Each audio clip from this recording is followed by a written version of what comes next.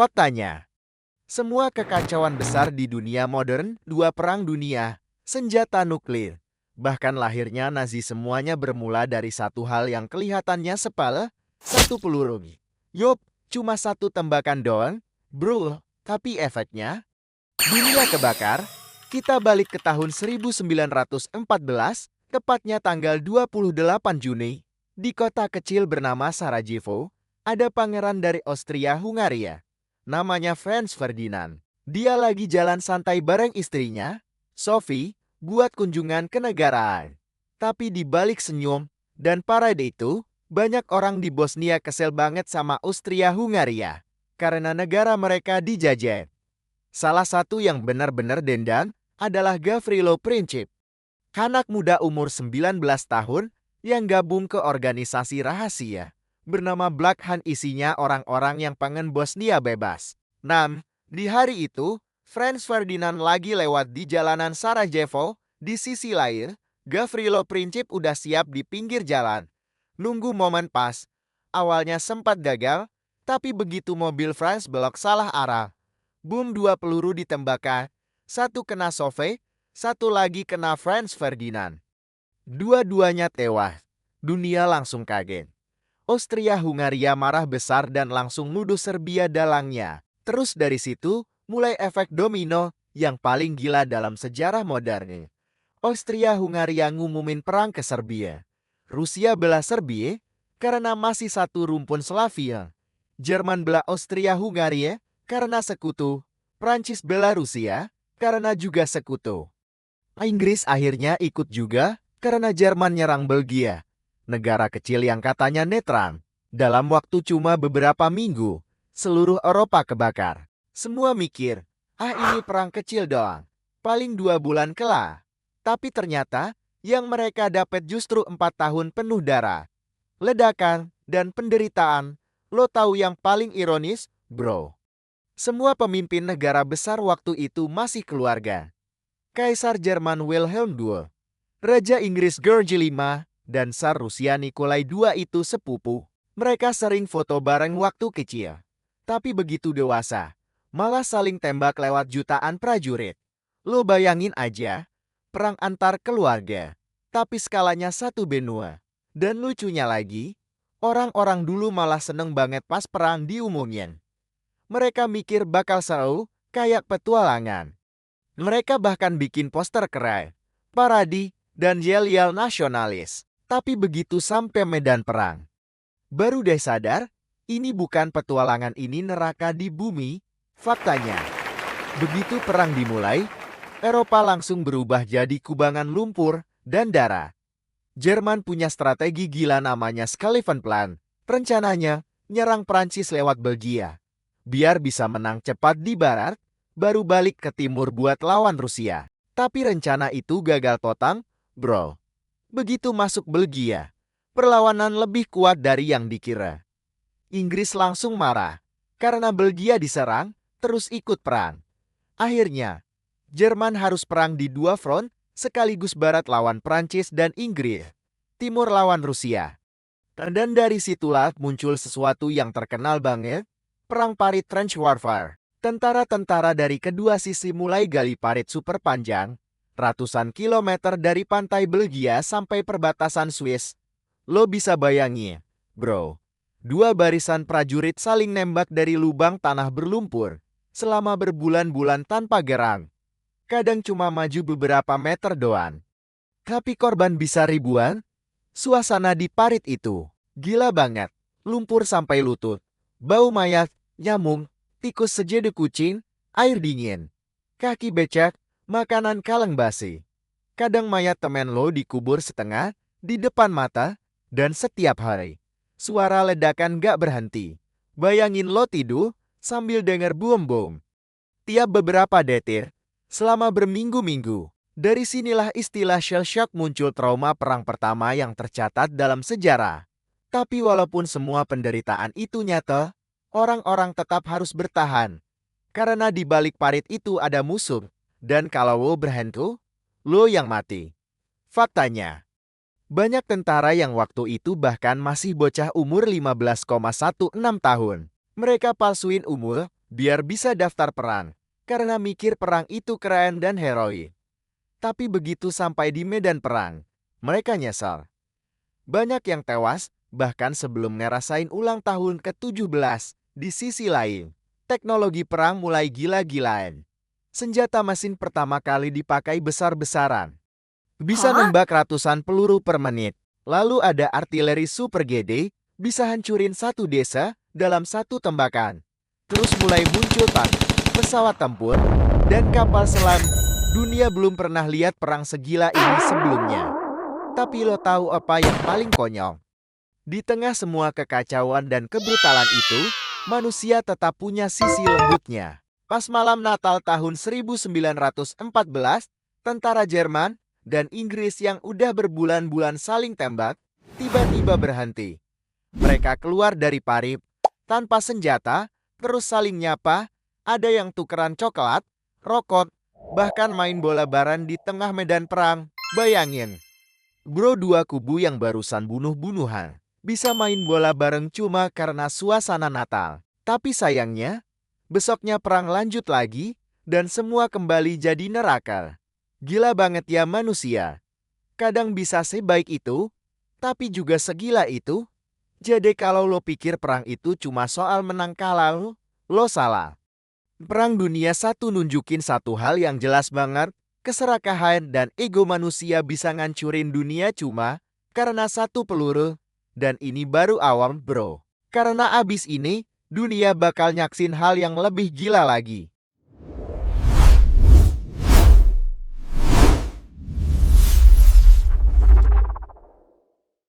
Faktanya, kalau lo pikir perang itu cuma soal tembak-tembakan dan heroik kayak di film, siap-siap kaget.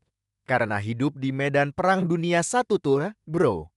Literally kayak hidup di neraka yang berlumpur. Jadi gini, setelah perang resmi dimulai, pasukan dari dua sisi sekutu Inggris, Prancis, Rusia, DLN, dan blok sentral Jerman, Austria-Hungaria, Turkistok alias kejebak di posisi mereka. Nggak bisa maju, nggak bisa mundur. Akhirnya, mereka semua mulai gali parit super panjang buat berlindung dari peluru dan ledakan. Lo bayangin aja, garis parit itu panjangnya sampai ratusan kilometer. Dari pantai Belgia sampai perbatasan Swiss. Di sanalah ratusan ribu prajurit hidup, makan, tidur, dan berjuang setiap hari. Tapi bro, keadaan di dalam parit itu bukan main. Becek, kotor, dan berbau busuk. Lumpur bercampur darah, kotoran, dan mayat yang gak sempat dikubur. Tikus sebesar kucing berkeliaran, nyari makanan dari sisa-sisa prajurit mati. Lalat di mana-mana. Air hujan bikin semuanya tambah parah. Kadang prajurit harus tidur dalam posisi duduk karena tanah terlalu basah buat rebahan. Faktanya, banyak tentara kena penyakit yang namanya trench foot, kaki mereka busuk karena terlalu lama kena air dan lumpur. Kalau udah parah, jari-jari bisa lepas sendiri, diringkang. Ada juga penyakit lain kayak trench fever yang nyebar dari kutu badan, bikin demam tinggi dan nyeri hebat. Belum lagi shell shock alias trauma mental, banyak tentara tiba-tiba teriak sendiri, nggak bisa tidur, atau bengong lama gara-gara ledakan tiada henti. Tapi ya mau gimana bro? Mereka nggak bisa kabur. Kalau lo naik dikit dari parit, bisa langsung kena peluru. Jadi sebagian besar waktu mereka cuma nunggu. Nunggu diserang, nunggu makanan basi datang, atau nunggu perintah bunuh diri buat maju ke medan terbuka. Atau apa yang paling parah, makanan di sana juga nggak manusiawi. Tiap hari cuma makan biskuit keras, kaleng daging asin, sama teh dingin.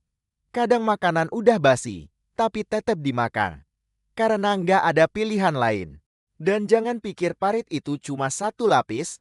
Di belakangnya ada trench support, tempat logistik, dan rumah sakit darurat. Lebih jauh lagi ada reserve trench, buat cadangan pasukan. Tapi bro, semuanya tetap kena getaran bom. Setiap kali artileri Jerman nembak, tanah literally berguncang. Ledakan gede bisa lempar manusia belasan meter ke udara. Kadang yang tersisa cuma potongan helm doang. Di tengah situasi kayak gitu, banyak tentara kehilangan nalar. Mereka mulai nyanyi, bercanda, bahkan bikin jurnal harian buat jaga kewarasan. Ada yang nulis, setiap pagi kami bangun bukan karena alarm, tapi karena mayat jatuh ke parit. Gila, bro, itu bukan metafora, itu beneran terjadi. Tapi, di balik semua kengerian itu, ada juga momen kemanusiaan yang aneh tapi nyata. Pas Natal tahun 1914, di tengah medan perang Belgia, terjadi hal yang gak pernah terulang lagi dalam sejarah perang besar, gencatan senjata Natal. Tentara Jerman dan Inggris sepakat berhenti nembak untuk 1 malam. Malam itu, suasananya hening. Dari parit Jerman terdengar suara nyanyian Stille Nacht alias Silent Night. Tentara Inggris ngedengar. Mereka jawab balik pakai versi bahasa Inggris. Akhirnya, beberapa orang dari kedua sisi keluar dari parit. Jalan pelan ke tengah medan perang tanpa senjata. Mereka salaman, ngobrol, tukeran coklat, rokok, bahkan main bola bareng. Bayangin bro, di tempat yang biasanya jadi lautan darar, malah jadi lapangan bola dadakan. Tapi besoknya, perang lanjut lagi. Gencatan itu cuma berlangsung semalam. Dan itu bukti banget kalau manusia tuh bisa super baik. Tapi juga super gila di saat yang sama. Faktanya, selain perang darat, Perang Dunia I juga bawa banyak senjata baru yang belum pernah ada sebelumnya. Misalnya, gas beracun. Ini senjata paling brutal waktu itu. Tahun-tahun 1915, Jerman pertama kali pakai gas klorin di Belgia. Gasnya warna hijau kekuningan, nyebar pelan. Terus begitu dihirup bikin paru-paru korbannya melepuh. Banyak tentara mati dengan cara tersedak gas sendiri. Yang lebih parah lagi, mustard gas. Ini bikin kulit melepuh, mata buta, dan napas terhenti pelan-pelan. Buat ngelawan itu, tentara cuma punya masker kain basah. Kadang malah pakai kain yang dibasahi urin biar bisa netralin gas. Serius bro, sampai segitunya demi bertahan hidup. Senapan mesin machine gun, dulu orang masih pakai pedang, tombak, atau senapan isi ulan. Sekarang, satu senapan bisa nembak ratusan peluru per menit. Jadi siapapun yang coba maju, langsung tumbang kayak domino. Tank pertama di dunia. Inggris ngenalin tank tahun 1916 di pertempuran Somme. Tapi bro, bentuknya masih aneh banget. Berat, lambat, sering mogok. Tapi tetap jadi senjata simbol modern war. Pesawat tempur. Awalnya cuma buat mata-matain musuh dari udara. Tapi lama-lama dikasih senapan juga. Dari situ muncul istilah dogfight duel antar pesawat di langit. Kapal selam U-boat. Jerman pakai kapal selam buat nyerang kapal dagang Inggris secara diam-diam. Korban paling terkenal, kapal Lusitania. Kapal sipil BRO.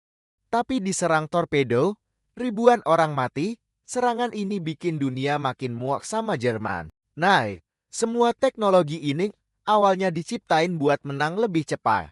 Tapi hasilnya malah bikin perang makin brutal dan panjang. Ada satu pertempuran yang jadi simbol kegilaan itu, Battle of the Somme tahun 1916. Dalam satu hari doang, Inggris kehilangan lebih dari 57.000 prajurit.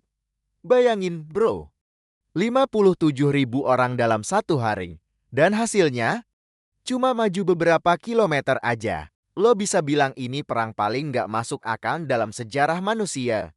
Tapi walaupun semua itu gelap dan tragis, ada banyak hal yang berubah gara-gara perang ini.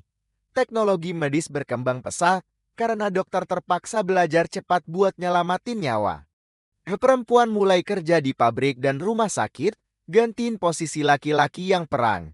Dan dari situlah muncul gerakan emansipasi perempuan modern. Tapi ya tetap aja bro, harga yang dibayar terlalu mahal. Jutaan orang mati, jutaan lagi cacat, dan jutaan lainnya kehilangan rumah, keluarga, dan harapan. Dunia belum pernah ngalamin luka sebesar ini sebelumnya. Faktanya, Perang Dunia I bukan cuma perang fisik, tapi perang mental, moral, dan kemanusiaan. Dan yang paling nyakitin, semua itu bisa dihindarin kalau aja manusia waktu itu mau sedikit lebih sabar dan gak egois. Tapi ya namanya juga manusia. Bro, kadang harus jatuh dulu ke jurang terdalam buat sadar kalau dia salah. Dan sedihnya, sejarah nunjukin, manusia nggak belajar dari kesalahannya. Karena setelah perang ini selesai, bibit untuk Perang Dunia II udah mulai tumbuh pelan-pelan. Tapi itu nanti kita bahas di bagian ketiga.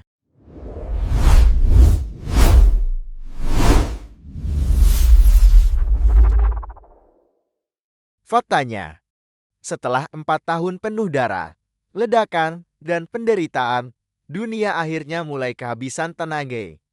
Tapi jangan salah, bro, akhir dari Perang Dunia I bukan cuma soal siapa yang menang, tapi siapa yang paling babak belur. Tahun-tahun 1917, suasana perang udah mulai berubah. Pasukan udah capek, suplai makanan menipis, ekonomi hancur, dan rakyat di rumah mulai muak lihat anak-anak mereka nggak pernah balik dari medan perang.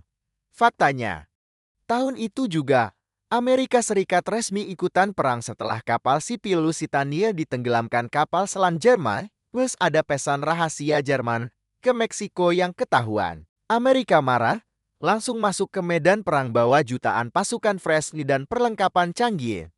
Buat pihak sekutu, itu kayak dapat suntikan semangat baru. Tapi buat Jerman dan sekutunya, itu mimpi buruk. Mereka udah kehabisan bahan makanan, pasokan senjata minim, dan rakyatnya mulai demo di jalan. Di tahun 1918, Kekaisaran Jerman mulai retak. Kaisar Wilhelm II kehilangan dukungan. Tentara banyak yang kabur, bahkan beberapa malah memberontak. Akhirnya, 11 November tahun 1918, jam 11 pagi, dunia berhenti sejenak. Gencatan senjata ditandatangani di sebuah gerbong kereta di hutan Compiègne, Prancis. Faktanya, saat itu, banyak tentara di garis depan belum tahu kalau perang udah kelar. Masih ada yang tewas bahkan di menit-menit terakhir sebelum jam 11. Ironis banget mati cuma beberapa menit sebelum perang resmi berhenti. Begitu kabar gencatan nyebar, seluruh dunia langsung heboh. Tentara nangis, peluk-pelukan, ngerasa kayak baru lahir lagi. Kota-kota besar kayak Paris, London, dan New York penuh pesta. Tapi di sisi lain, jutaan kuburan baru mulai digali, dunia baru sadar. Apa harga yang udah mereka bayar? Faktanya, total korban tewas dalam Perang Dunia I lebih dari 16 juta orang, termasuk warga sipil. Luka dan cacat fisik, lebih dari 20 juta. Tapi luka mental dan trauma, tak terhitung. Ada tentara yang pulang tanpa kaki, tanpa wajah, bahkan tanpa ingatan. Banyak yang nggak bisa hidup normal lagi. Setelah perang, negara-negara besar kumpul di Versailles, Prancis, buat nyusun perjanjian damai. Dan disinilah masalah baru muncul. Perjanjian Versailles tahun 1919 resmi ngasih hukuman berat ke Jerman. Negara itu dipaksa ngaku bersalah atas semua kerusakan perang. Bayar ganti rugi ratusan miliar mark, dan kehilangan banyak wilayah. Buat rakyat Jerman, itu penghinaan besar. Ekonominya hancur. Inflasi gila-gilaan, duit mereka literally nggak ada nilainya. Bayangin, harga satu roti bisa miliaran mark. Orang-orang nyimpen uang di gerobak, bukan di dompet. Itu beneran kejadian, bro. Nah, di tengah kekacauan itulah muncul tokoh-tokoh baru yang ngerasa harus balas dendam. Dan salah satunya adalah seorang veteran perang yang pernah gagal jadi pelukis, Adolf Hitler. Tapi itu cerita buat Perang Dunia II, bro. Sekarang kita balik dulu ke efek besar dari Perang Dunia I. Faktanya, setelah perang ini, banyak kerajaan besar di dunia runtuh total. Kekaisaran Jerman bubar jadi Republik Weimar. Kekaisaran Austria-Hungaria pecah, lahir negara baru kayak Austria, Hungaria, Cekoslovakia. Yugoslavia. Kekaisaran Ottoman di Turki hancur jadi Turki modern. Kekaisaran Rusia tumbang, muncul revolusi Bolshevik, dan lahirlah Uni Soviet. Dunia literally berubah peta, bro. Dari satu perang aja, muncul lebih dari 10 negara baru.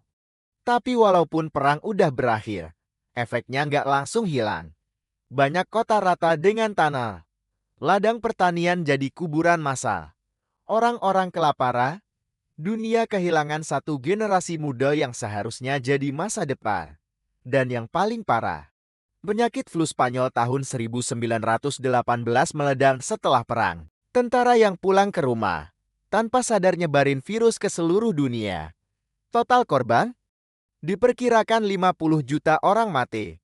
Jadi bisa dibilang, Perang Dunia I nggak cuma bunuh manusia di medan perang, tapi juga lewat wabah setelahnya.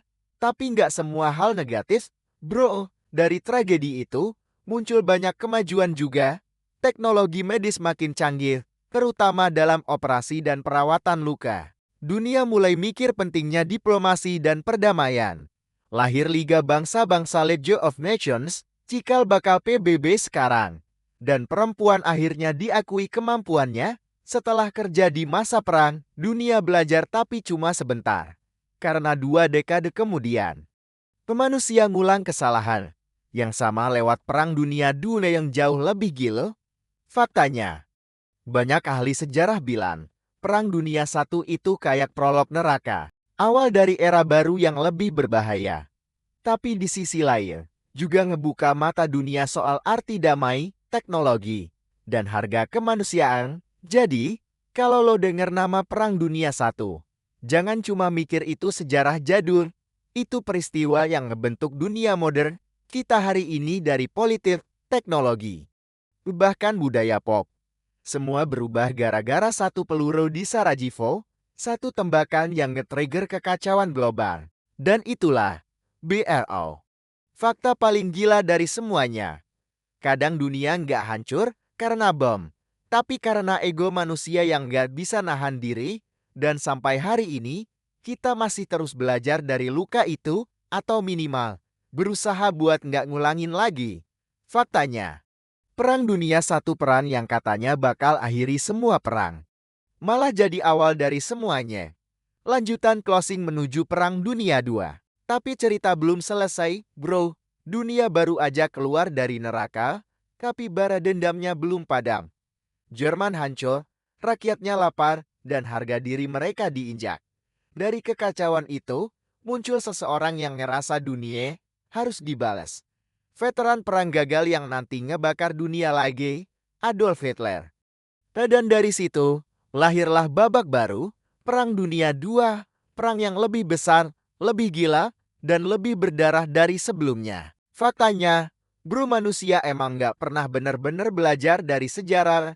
Di video selanjutnya, kita bakal bongkar gimana Hitler bisa naik ke puncak kekuasaan. Gimana dunia dibutakan propaganda, dan gimana seluruh planet ini kebawa ke perang paling brutal sepanjang sejarah. Jadi, kalau lo pengen lanjut ke faktanya, Perang Dunia II dunia balas dendam. Jangan lupa like, share, dan komen lanjut bro. Di bawah, subscribe juga biar lo nggak ketinggalan pas lanjutannya drop. Karena janji gue Perang Dunia II bakal bikin lo mikir, manusia bisa segila itu. Oke, segitu dulu video kali ini. Gue pamit, dan kayak biasa, faktanya, dunia emang nggak pernah kehabisan cara buat gila.